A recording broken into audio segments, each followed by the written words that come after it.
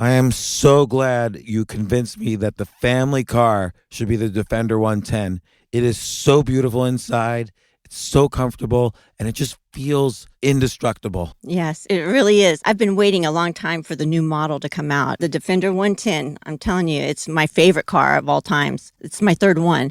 You know, I have stories of going off-road. The guy managed the group. He was like, what are you doing in this beautiful car? I'm like, I'm going off-road. He's like, are you sure? Because you can use one of ours. And then they look like Mad Max cars. I'm like, no, we're going to do this. And he was shocked. Wow. Well, it's great because the Defender has been reimagined for 21st century adventure, and its unparalleled off-road ability, as well as its robust interior, are invaluable whether you're headed towards uncharted territory or just a weekend of exploration. The Defender 110 tackles challenging surroundings with absolute confidence. The SUV conveys strength outside and in, featuring peerless technology like an intuitive driver display and an award-winning infotainment system. That's my favorite part, to keep you connected no matter where the journey takes you. Adventure is unique to everyone, and so is the Defender. Choose from the two-door Defender 90, the four-door Defender 110, or the larger Defender 130 with the ability to seat up to 8 passengers. You'll find uncompromising performance in all three. So pack up and go even further with the Defender 110. Learn more at LandRoverUSA.com/Defender. These days, we're all investors, trying to be smart with our money despite our worst impulses. But at iShares, we believe that deep down inside of every investor is a better investor. One that's just waiting to be let out. Explore iShares ETFs and insights and let your best investor out. Visit iShares.com for more information. This isn't your average business podcast, and he's not your average host. This is the James Altucher Show. Today on the James Altucher Show. I always learn so much when Jason Feifer comes on. He's the editor-in-chief of Entrepreneur Magazine, and he also has a great podcast called Build for Tomorrow. Used to be called The Pessimist Archive, but he explains in part 2 of this why he's not calling it that anymore. What I really get from Jason is that every event is connected to every other event, and it's interesting to see how they're all connected. How, I don't know, the development of the elevator plus the air conditioner basically created all the cities you see in the South. Or what's happening after COVID, how life can change after COVID, the good from COVID. So we have a part 1, we have a part 2, so much information. I gave myself the exercise if I could list 10 things I learned completely new information in these episodes, and I did, and I hope you do as well. So here's part 1.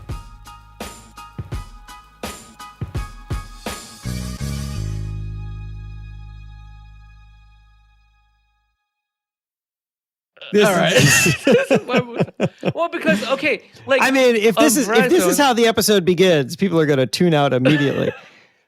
But people need to know because people has no idea how important internet is, and people always get scammed, but like get lied to by internet provider. Let's summarize what I think is the problem here. So Jason Feifer is having a Wi-Fi problem. He's in the room with the router. It's perfect. He moves one room over and he's blurry. But I think 5 gigahertz is a scam. I think 5 gigahertz has such a weak wavelength. It's not getting through the wall. I think you should switch to 2.4 gigahertz. Second, what the hell is the Google Mesh Network? Just be simple. Wait, hold on. Verizon Fios already gets you everything. Just use the router without the Google Mesh Network. I have to debate with James a little bit. I'm a fan of 5 gigahertz, because I think that they provide more. That's more because you're sitting out by the pool in your luxury compound that all the audio engineers have, and so nothing is getting in the way of your 5 gigahertz signal. I feel left out by that pool scene. If you're having Verizon Fios, the lowest package they offer is 300 up and down. Yeah, lowest. So I should be getting 300, and I'm getting 50. 2 issues. 2.4 gigahertz, in some cases, not all, is better than 5 gigahertz because for close quarters with walls, it's stronger. And the Google Mesh network, you're just putting that in between you and your relationship with Verizon Fios. It's like you have your wife, but then there's some girl you talk to on the phone all the time before you talk to your wife. Oh, we're just friends. And so you're just friends with the Google Mesh network, but it's getting in the way of your relationship with Verizon Fios. This is the kind of IT consulting I can understand. So I appreciate all the metaphors here. Otherwise, I'd be lost. How does he get rid of his Google Mesh network? I just bought it 2 days ago. Can we just talk about, you obviously know cognitive biases, sunken cost fallacy. You bought it. What does that have to do with what your download speeds? Because I was trying to fix a problem. And the problem is that I had a router that looked like it was going to blast off into space. It was this crazy router, this like large red thing with 4 different antennas. I bought it 5 years ago, and my MacBook is telling me that it has weak security and I can't get any internet in my bedroom, which is not very far away. I live in a 1,000 square foot 2-bedroom apartment in Brooklyn. I should be able to get Wi-Fi everywhere. And yet the bedroom has terrible Wi-Fi. It always has. And now that I work from home because of the pandemic, I'm dying in my bedroom. Okay. Working. So I got rid of the router. Wait, hold on. So I got rid of the router. And I thought, Google, I needed a mesh system because clearly there's something wrong with the bedroom, like maybe the walls are too thick or something. So I thought I need something that can heave internet into my bedroom. And that's why I got the Google Mesh. Even if Verizon Fios was having problems in your area, your building, you should be not getting the download speeds you're getting. So, and you just got a new router. So it feels like then something's wrong with the Wi-Fi coming into your apartment. But okay, what if you just get a new regular router without the Google Mesh network? Right. Here's how I like to solve these problems. Is there a person who can come over and do this for me? Who is that person? I mean, Jay, Verizon is that Fios. you? Is it somebody from Verizon Fios? Because the reason why it's Verizon Fios is because let's say you get a new router and it doesn't solve your problem, then there is some issue between the Wi-Fi, the internet access through coax outside your building and into your apartment. Somewhere in between outside your building and into your apartment, something is going wrong. And it has to be on the coaxial cable then, whether it's located in a different location than you think, or whether there's a problem with the cable itself is a little broken. So then that's why you need a Verizon Fios person. The only other thing you could try on your own is getting a router that is just a Verizon router. Maybe Verizon doesn't like talking to non-Verizon routers. Yeah. Also, you can run a cable like I mentioned earlier. Just run a cable straight from the Verizon modem to your computer and see how much you're getting. Right. So that should be the first step. Yeah, run an Ethernet cable straight from the modem to your computer, and then you see if it's the router or not. Basically, bypass everything in between. Right, so you know what's the pure issue right there. So there's troubleshooting 101. You have to eliminate anything in between. But that's why I'm worried about the Google Mesh network is something in between. But God forbid you buy a new router and you still have the same problem, then only Verizon can solve it. Yeah. Right. So once you run the router, once you run the cable from your modem to your computer, and you look at the speed, if it's still the same speed, then you should definitely call Verizon Fios. Like, hey, what's my plan? Am I getting the highest plan, the lowest plan? And then like if there's issues, then you're like, hey, you guys should come out and fix the issues. Okay. So I'm going to restate this back to you because I like action plans and I like to restate it back so that I understand it. This is what I do at the end of every meeting that I ever take. So the first thing that I need to do after our call today is I need to go and I need to plug my computer directly into the modem. And then I need to run another speed test. I need to see what's going on. If it's the same crappy speed as what I get now, then we've got a Verizon Fios problem and I've got to call them immediately. And if it is a better speed than what I'm getting now, then I've got a router problem and I just wasted $300 or whatever the hell I just spent on Google Mesh. Is that right? Yep. Yes. Okay. Yeah. Because yeah. Yeah, so like for instance, have you talked to other people in the building? Do they have poor Wi-Fi? I don't know the answer. I should ask.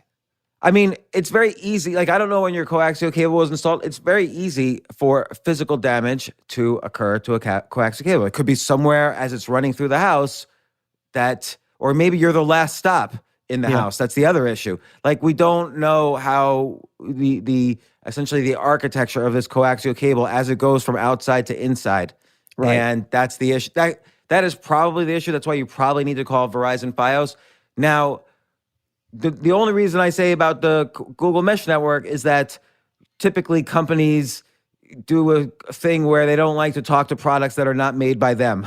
Right. And so it could be that Verizon deliberately doesn't speak well to the Google Mesh Network. Yeah. And so, that's the reason to try that. Otherwise, I can't think of, the other thing is that we spoke about is you need to try 2.4 gigahertz. Why can't you switch to 2.4 gigahertz? It's not giving me the option. I don't have like the two options. My parents have Google Mesh as well, which is why I thought to buy it. And they do have that option. Like I look at it and it says, whatever their name is, 2.4 and 5.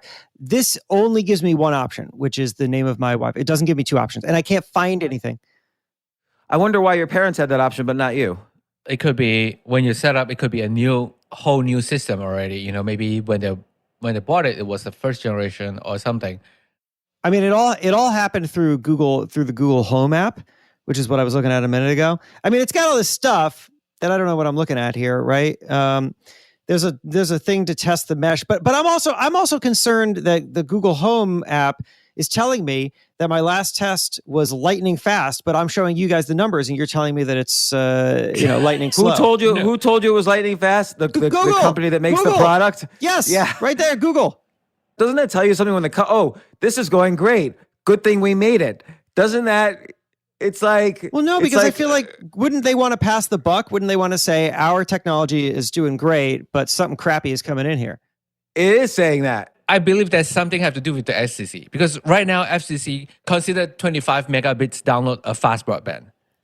Okay, here's the first thing to show you. You want an action plan? Yeah. Number one, figure out how to use the Google Mesh Network to get a 2.4 gigahertz connection, because all of these routers will always default to 5 gigahertz, and 5 gigahertz has more problems than people think. Now, 5 gigahertz is great when it works, but if it doesn't work, you need to be able to switch to 2.4 gigahertz, and it's not giving you that option for some reason.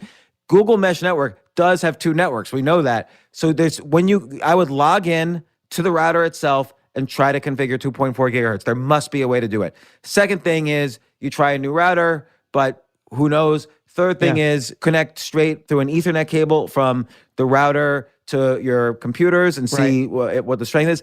And the fourth thing is you've got to call Verizon Fios. Now, calling Verizon Fios, you obviously have a residential connection, but you're working from home. So maybe you could tell them you want to switch to a commercial account. And in a commercial account, they're guaranteed to send over someone within 24 hours. Oh, yeah. That's good. Yeah, I like that. Because I was totally business thinking account. when I call Verizon Fios, I'm going to have to go through 14 different people, and they're going to have me all troubleshoot the exact same. Right? Their default is to not send somebody over. It's going to take forever. Right, but if you're a commercial network, that's part. If you're a commercial account, it's not really more expensive. It might not be more expensive at all. You just have to be a business, and they will send someone over within 24 hours. Ooh, that's their deal. That's a hot tip. Yeah. I just gave you 5 hot tips, so that wasn't the only one. And also, that's the reason why James is like all of a sudden all expert in internet setup. Right, I just set up now. my own. So, and I had problems. So I know everything now. That's amazing. It's easy to be an expert, and I'm a good salesman. So it's easy for me to convince myself that I'm an expert. That's my problem. That's why I want to talk to you about imposter syndrome. You convinced me. I'm sold on doing all of this. Although I really still would default to, can somebody just do this for me? I don't have the time for this.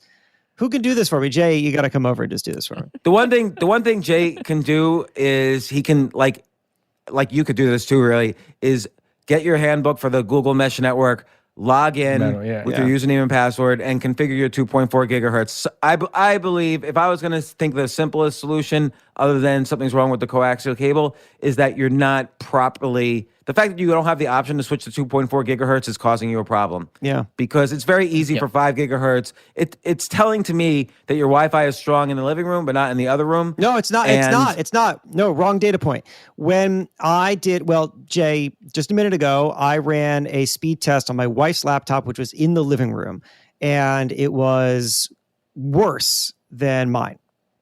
So, and she's 10 feet from the router.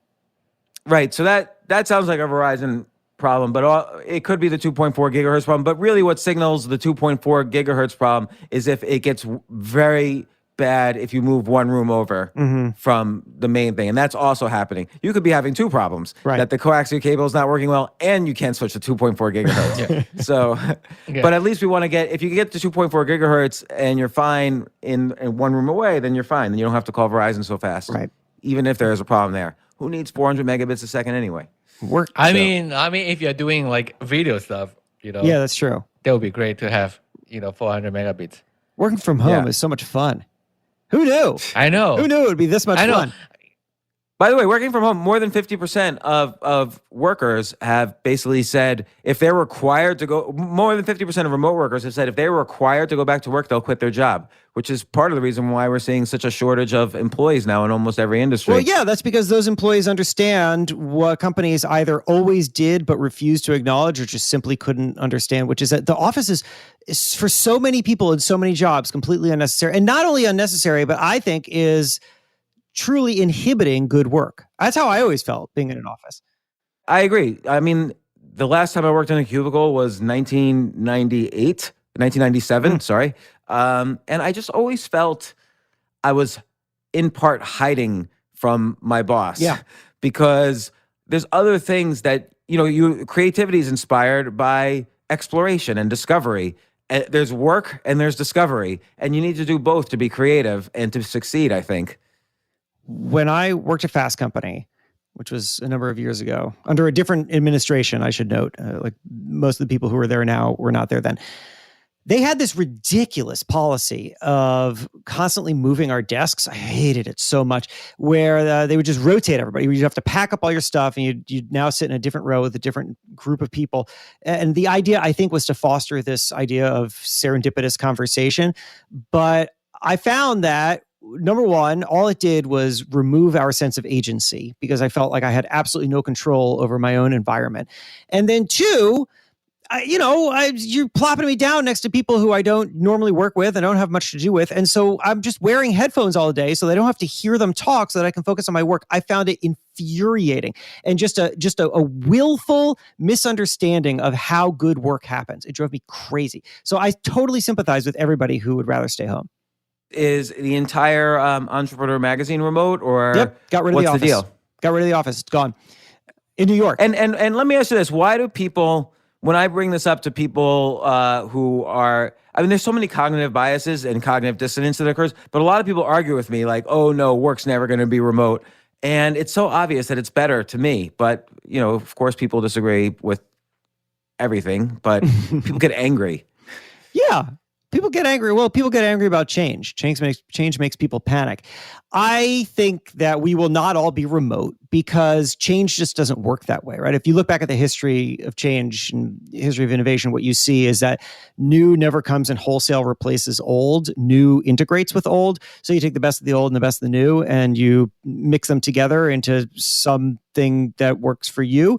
And I think that every company will ultimately come to some kind of mixture where there will be companies that everyone's back in the office 5 days a week, but the change will be that there isn't as much travel for meetings because you didn't need it as much or whatever, right? I did a talk recently for a large like a quick service food company, and they told me that they are having everybody come back into the office, but the big revelation for them was that this was the real estate team that I was talking to. The big revelation for them was that they didn't need to travel to visit the sites where they were building new restaurants nearly as often. And that's a big change. It's not the full change where everyone's working from home, but not having to get on the plane like 5 times to go to Des Moines to check out a new restaurant, like that's a real change. And so I think every company will figure out what works for them. And that's how it should be. There's never one right fix. And even when change comes along, that doesn't mean that the change is the right fix for everybody. So let's talk about this. Like you did a podcast recently.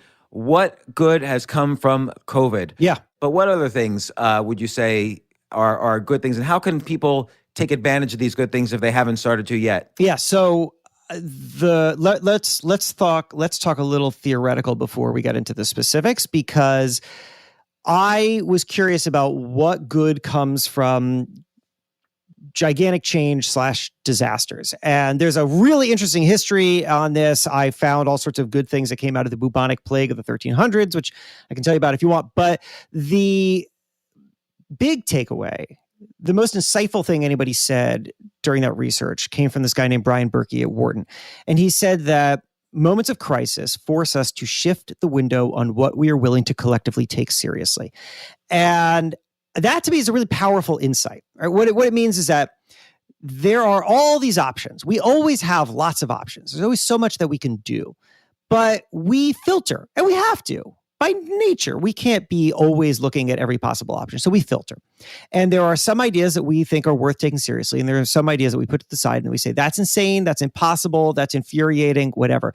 And the thing is, we are wrong in our filtering. We just are. We have to be. It's not possible to be 100% correct, which means that you have great ideas that you're putting to the side and you're not taking seriously. And then you will compound that problem by continuing to build off of the plan that you have made, in which you have put some really good ideas off to the side and you're not considering them. Do you follow? So let me, yes, I follow, because if you think about it, I don't know if you remember or the listeners remember, but right before COVID was starting to get the headlines, which was, let's say, the first week of March, and then by March 13th, we were locked down, or let's say last week of February even, what was the most important issue that our filtering system, that society's filtering system, decided were the main headlines? Yeah, right before COVID was hitting the headlines.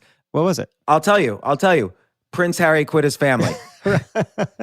That was the main headlines, I swear to God. Yeah. And because I researched this, and everybody, it was every day there was new news, like she wasn't going to let him keep his dukedom. He had to leave the army. Meghan Markle was a jerk, or didn't like the Queen, or never got along with Kate Middleton. Like every day, he was gonna give up his salary, but not his father's allowance of $3 million a year, and he was gonna move to a $10 million home in Canada. Like that were the main headlines every single day. That was so important in our filtering system. It canceled out the fact that just a week or so before that, we had bombed General Soleimani and were about to go to World War III with Iran. And Harry overshone that, and then COVID started. What a snapshot into what feels like at once a distant world, but also a very familiar world. Because we've come back to that, haven't we? I mean, Oprah had her special. Everybody tuned in. We're all still focused on now a different military mess.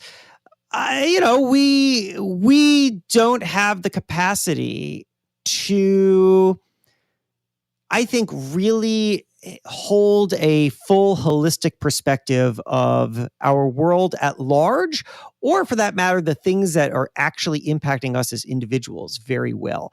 And so we instead bounce from thing to thing, and we, I think, extrapolate too much what we see, and we think that it's going to impact our lives or our worlds in ways that are probably either larger than they really turn out to be, or different than they turn out to be. Or we're very, very bad at predicting the future.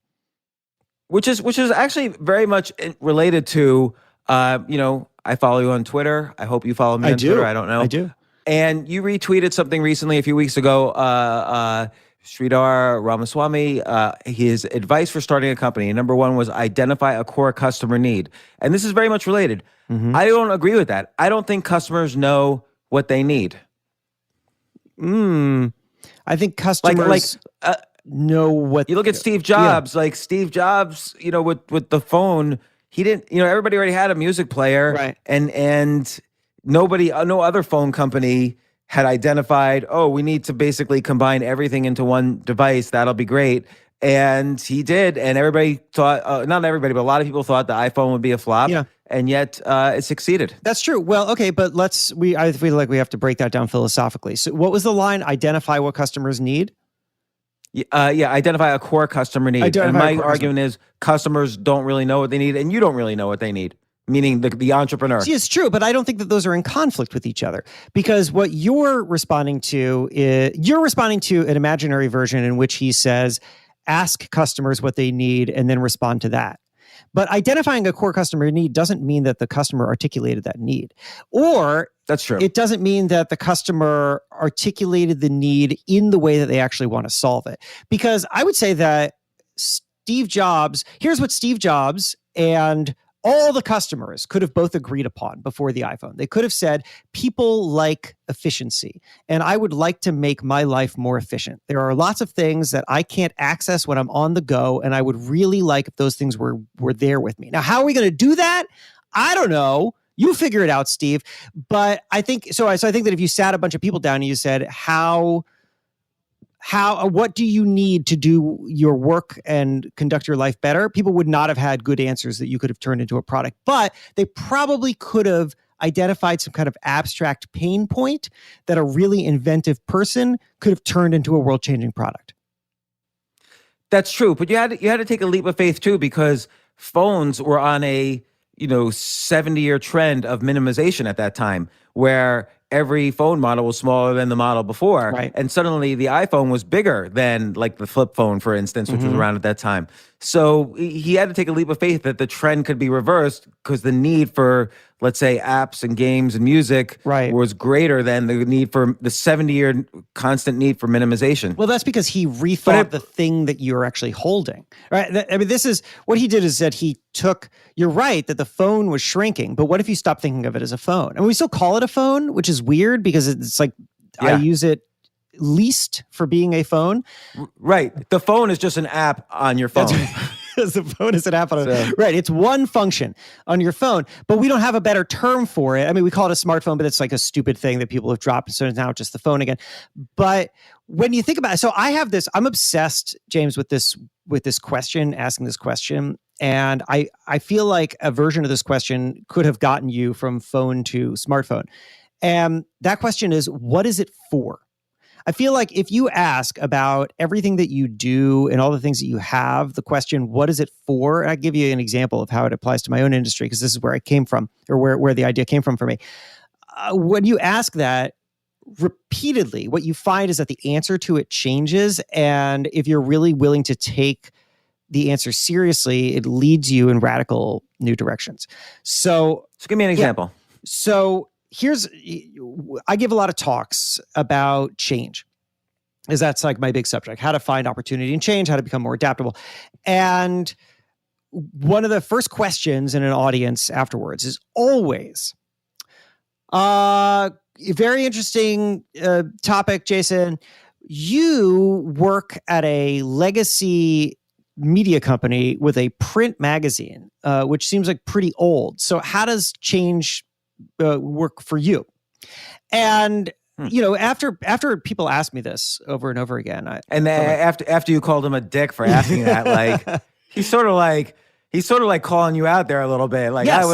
I would have been a little aggressive in my response. No, I respect it. You know why? Because I feel like the thing that any sensible person should do when they're hearing somebody's philosophy or guidebook for the world is to try to poke holes in it, because the holes are where the really interesting stuff happens. And if you find that you poke something and you think it's a hole and the person can fill in the hole, then maybe this thing is a little sounder than it was before. So I like it. I like it. It feels like it's the lowest hanging fruit, and I like that people go for it. And so but it forced me to really think about it, and it changed ultimately the way that I think of my industry. And again, it goes to this question, what is it for? So here's how it works. I started to ask this question, what is content for? What is it for? And if you were to, and obviously news has this intrinsic value in society, all that, but let's just put that aside. What is content for? Business speaking, what is it for? Well, if you were to answer that question for the majority of time in which the media industry was around, the answer would be content is for monetization. Content is what you sell subscriptions to, and content is what you run ads against. And that's how you make money off of the content.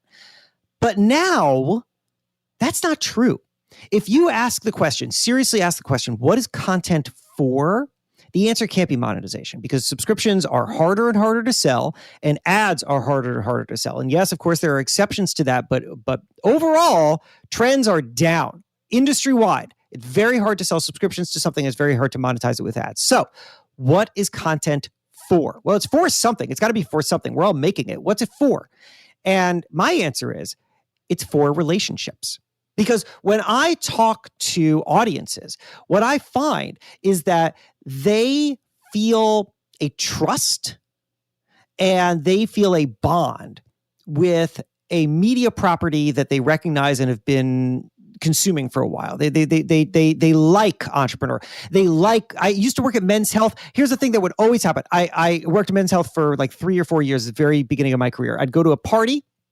Somebody would say, what do you do? I'd say, I'm an editor at Men's Health. And they'd be like, whoa, I love Men's Health. That's awesome. And I would say, that's so cool. What was your favorite story recently? And they say, oh, I haven't picked up the magazine in years, but so I don't know, but I love it. It's so great, right? It's a relationship.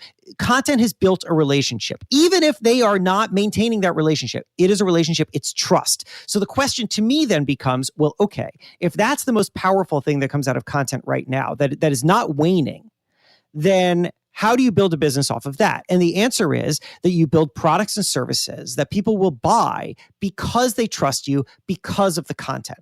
I mean, this is why brands go into content. Why does Red Bull make a magazine and all these videos and all this stuff about extreme sports? Is that because that's where their money is coming from? No, they make their money off of energy drinks. But people will buy the energy drinks because they trust the brand because of the content. So I think that the future of media has to be one in which we stop thinking about content as a thing that we monetize, and we start thinking about it as a thing that we build relationships off of, and then we are monetizing that audience in different ways through products and services because of the content, because of the trust. So that's an example of what is it for.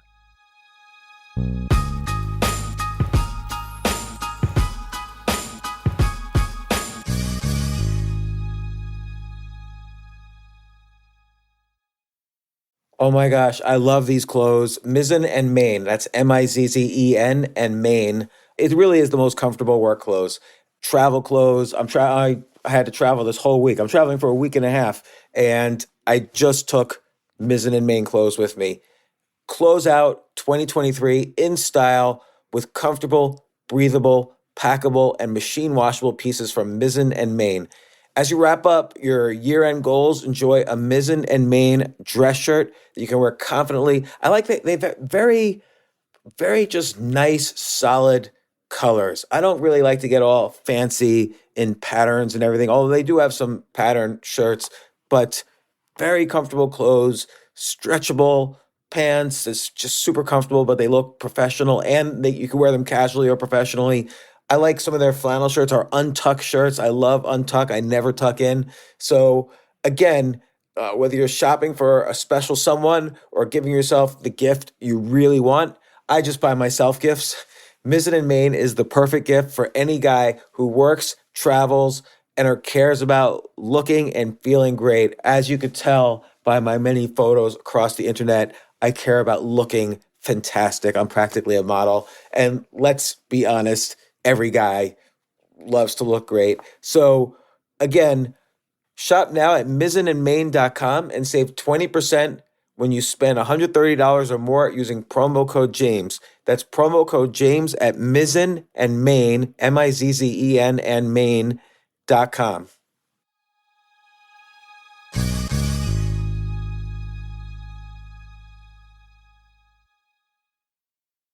You know what I love about fantasy sports is that even though I'm not going to be a great basketball player or a baseball player or a football player or whatever, I feel like I get to participate and make decisions and use my knowledge of these different leagues or these different sports to compete. So it's like I can pick my team or I can pick my favorite players, and I could use my knowledge to make predictions and maybe even make money. So with the basketball season here, you can now pick combo projections across football and basketball from the Specials League on Prize Picks. This is a league created specifically for combo projections that include two or more players from different sports or leagues. Want to play alongside some of Prize Picks' favorite players like rapper Meek Mill and comedian Andrew Schultz, who's also been a guest on this podcast, and I've been a guest on his? You can now find community plays under the promos tab of the app to view entries for some of the biggest names in the Prize Picks community each week. Look, Prize Picks even offers a reboot policy so that your entries stay in play even if one of your players gets injured. For football and basketball games, if you have a player who exits the game in the first half and does not return in the second, that player is rebooted. Prize Picks is the only daily fantasy sports platform with an injury insurance policy. What? So I love playing it. I love anywhere where I can use analytical ability with my interests to demonstrate some skill and maybe make some money. And I like the game-like aspect. I do wish they had chess as a category on prizepicks.com, but I'll settle for what they've got. Maybe I should make my own fantasy chess league. But in any case, I love Prize Picks. Go to prizepicks.com/James. Use code James for a first deposit match up to $100. That's the easiest $100 you're ever going to make. So that's prizepicks.com/James and use code James. Daily fantasy sports made easy.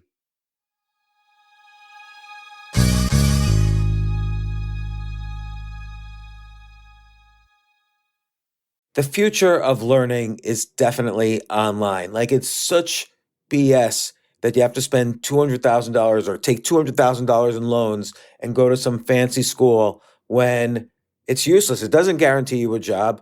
Most employers, including me, do not care about degrees or grades or anything like that. We want to care that you love what you're doing, that you know what you're doing, in some cases that you have experience or that you're willing to learn. But people in general love learning and are curious. Like, the key to success is curiosity. And I think masterclass.com is the perfect model for online learning. I'm really happy they're sponsoring this episode. If you're going to give a gift, give the gift of learning. Masterclass makes a meaningful gift this season for you and anyone on your list, because both of you can learn from the best to become your best, from leadership to effective communication to cooking. Let me tell you some of the classes I've taken. I've taken comedy from Steve Martin. I mean, can you believe I can take a class from Steve Martin on comedy, or Judd Apatow, my favorite comedy director? I could take an actual class from him on writing. Wolfgang Puck on cooking. Dan Brown on writing, or Judy Bloom, who's been on this podcast, on writing. By the way, Wolfgang Puck also has been on this podcast. It's such a pleasure. I try to take classes all the time from masterclass.com. And whether you're watching Masterclass on TV or listening in audio mode in the app or on their site, the quality speaks for itself. It's like these Masterclass instructors are your own personal mentors that are going to help you reach the next level. How much would it cost to take one-on-one classes on comedy from Steve Martin or on chess from Gary Kasparov? You just wouldn't be able to do it. But it would cost hundreds of thousands of dollars. With a Masterclass annual membership, it's $10 a month. Memberships start at $120 a year for unlimited access to one-on-one classes with all 180 plus Masterclass instructors. So it's not just $120 for one instructor. You get all 180 plus Masterclass instructors. Boost your confidence and find practical takeaways you can apply to your life and at work. And if you own a business or are a team leader, use Masterclass to empower and create future-ready employees and leaders. That's the real education in today's world. So this holiday season, you can give one annual membership and get one free at masterclass.com/JAS. JAS, of course, stands for the James Altucher Show. So right now you can get 2 memberships for the price of one at masterclass.com/JAS. Masterclass.com/JAS. Offer terms apply.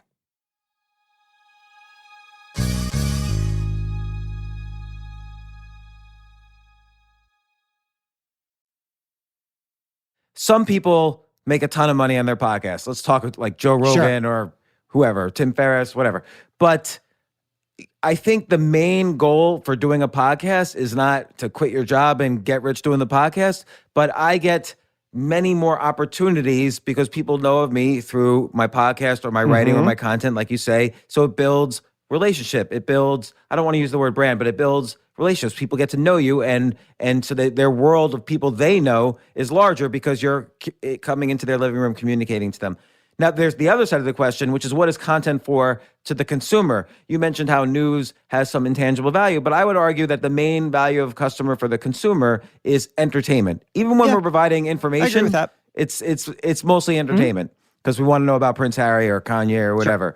But yeah, that's really interesting. So what was your answer to, the guy who asked about Entrepreneur Magazine. Well, it's the funny thing is that in the beginning, I think I probably stumbled around an answer and I said, well, it's still very valuable and we're also innovating. We're like pushing into new spaces. But then my answer became it became what I just told you, right? I just walk people through my thinking because I think that the most important, it's like, I like to answer questions for people by trying to get to what I think that they really care about instead of what they're just asking me. Like that guy's asking me about that, but he doesn't care about the media industry, right? Who cares about that if you're not working in media? But if I can deliver to you some new way of thinking, which to me is that question, what is it for? Applying what is it for to everything that you're doing, then I think that I've provided some kind of value. So I always try to answer the question in a way that I think gets to something that can be useful to people rather than just like literally answering their question.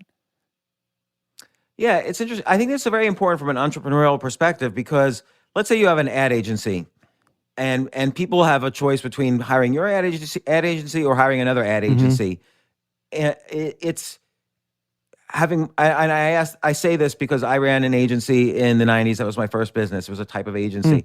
And everybody, you couldn't really judge who makes a better website, who doesn't make a better website. So really relationship was everything. And that was a very direct relationship. Like I would call people and say, let's go to dinner. Yeah. Like that was my sales technique as opposed to saying, oh, we could do the best website for the cheapest. Nobody cared about that because they didn't know how to judge that. That's right. But if they liked you, they'd hire you. That's right. And that was very important. So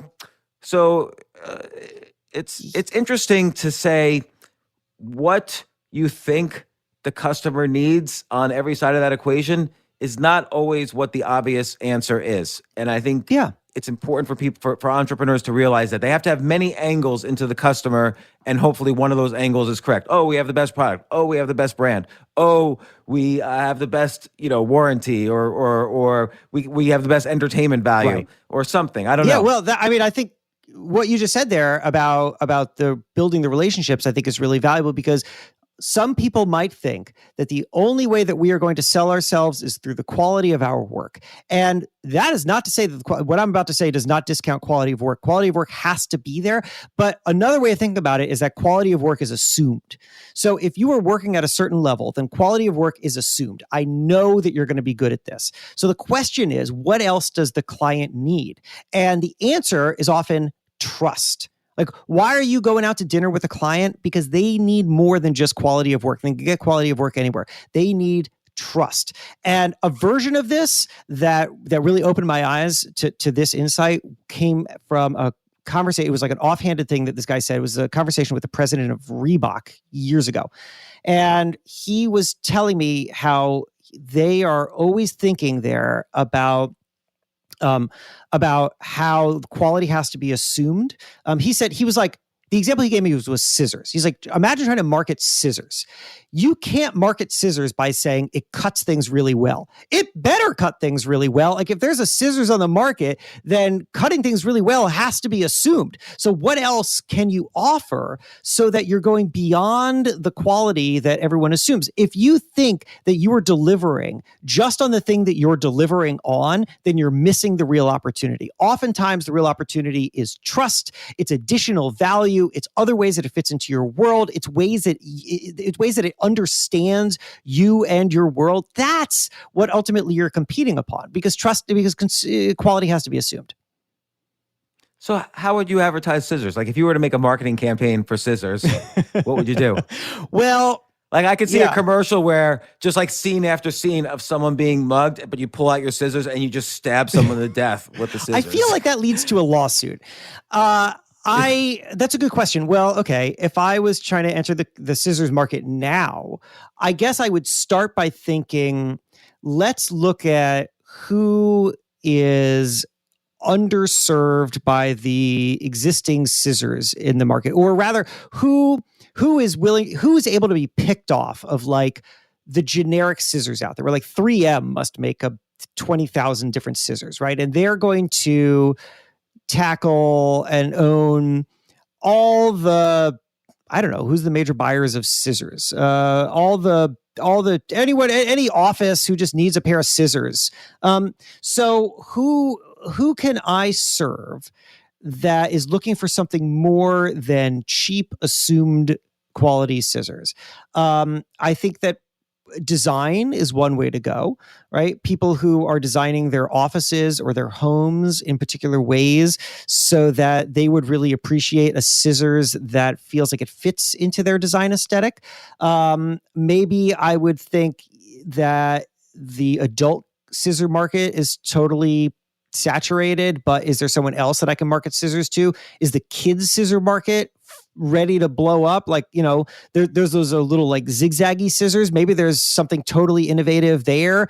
I don't know. How would you market scissors? I feel like you can't just make a good pair of scissors. That already exists. Yeah. Well, yeah, because you were almost veering into product design. Yeah. Like, how could you, like, I could see with product design, you have a basic scissors, but then different attachments. Oh, are we cutting meat or are we cutting paper? Or, we can put in different attachments. But like, I think to market it, I would do something just ridiculous. Like, two people are in a cafeteria, a public eating place. One's cutting, but making a mess of what is cutting. Like he's cutting an article out of newspaper and it's all jagged. Another one just has a very fast, like it makes. And then the handsome guy or the beautiful girl is attracted to the person with the my brand scissors. So you just do the car thing. Because what's the difference between any two cars? I have no idea. Sometimes the cars are exactly the same, but two different companies, but the same factory made them. Yeah. And it's just brand. So I'll give you like a little historical anecdote that maybe would guide us here on the scissors example.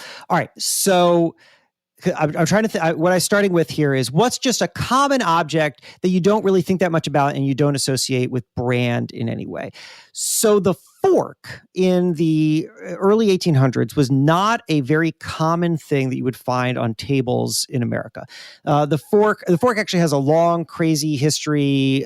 It took thousands and thousands of years for people to be willing to use a fork. Like people hated it. At one point, it was associated with the devil. Anyway, it's long and interesting and wacky, and you can find it on my podcast, Build for Tomorrow, where I did a whole episode about forks. But by the 1800s, the fork had made its way over to America, but it was only used by the elite. And the reason for that was, in one way, very simple. And that was because there's a reason we use the word silverware. And that's because silver was the best material to make utensils out of. People tried other things, but like you make a fork out of iron and things go bad quickly, and so you got to use silver. Just turned out to be the best, which means that most people can't afford it. And if they're going to be buying anything, it's going to be a spoon and a knife. And a fork is just a luxury item that most people can't afford. And also people are associating with the elite, and they're like, I'm not the elite. I'm a common person. I don't want a fork. And then a couple things change. Silver plating is invented in the mid 1800s, and then which means that you only have to use a tiny amount of silver. And then the Comstock lode is found in 1859, and the Comstock lode is, so now you've got like a ton of silver, and which drops the price of silver, and now you can make a utensil using just a very tiny amount of silver. And so the price of a fork plummets, and now forks can be used by anybody. And so everybody starts buying a fork. It's no longer an elite product. Now, what do the silver companies do to serve their elite client who now feels left out because their cool fork that was once a status symbol is no longer a status symbol? The answer is that they start to make all of these specialty forks. So this is where you get the olive fork and the macaroni fork and the ice cream fork, because people used to eat ice cream with forks, and the various fish forks. Like there's a whole world of these things. Go Google them. There's a million of them. And this is where it comes out of. It comes out of trying to serve this elite marketplace where they just lost their status symbol and they wanted something new. And so we created specialty forks, and this worked for a while until it didn't. Anyway, point is, here is an example in which you have an object that could be considered a general utility, and you have an audience of people who would like a specialized version of that. And if you can understand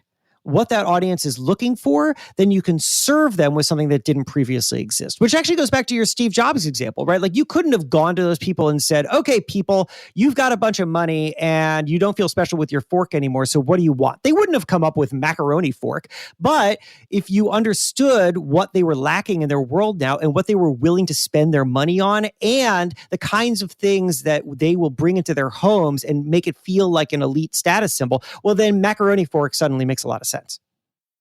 Well, that's just it. It's very interesting because they're not really buying they're not really buying a macaroni fork. They're buying status, right? So you have to be aware of that subtlety, which is not so easy to be aware of, and it wouldn't come out in any questionnaire. Right. Like you have to sort of either fall into that or really deeply understand what's changed, what's the before and after.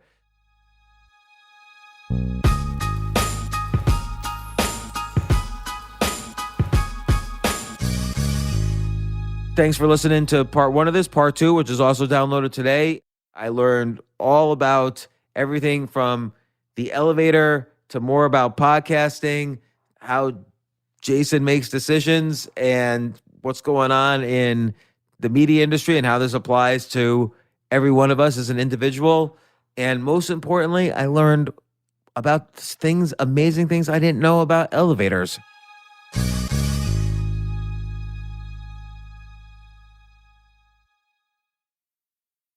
Powered by Snapdragon, the Samsung Galaxy S23 Ultra elevates your photography to epic new heights. Snapdragon processors deliver a color experience like no other, with sharp, industry-leading 8K video capture. You can also snap images in 200 megapixels, capturing more detail than ever. And those late-night blurry pics are a thing of the past, thanks to next-level night mode. Experience powerfully moving premium photography, only with Snapdragon. Follow us on Instagram at Snapdragon Official.